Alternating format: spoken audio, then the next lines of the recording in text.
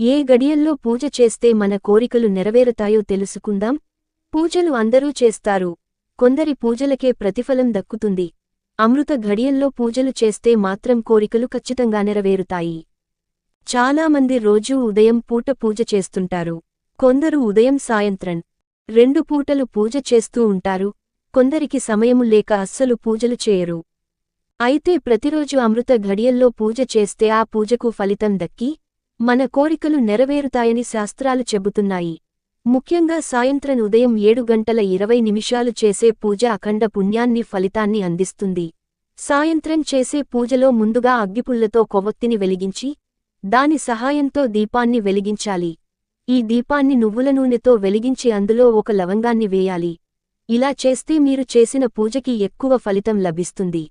మీ కోరికలు త్వరగా నెరవేరుతాయి. ఇలాంటి మంచి వీడియోల కోసం మన ఛానల్ని కొంచెం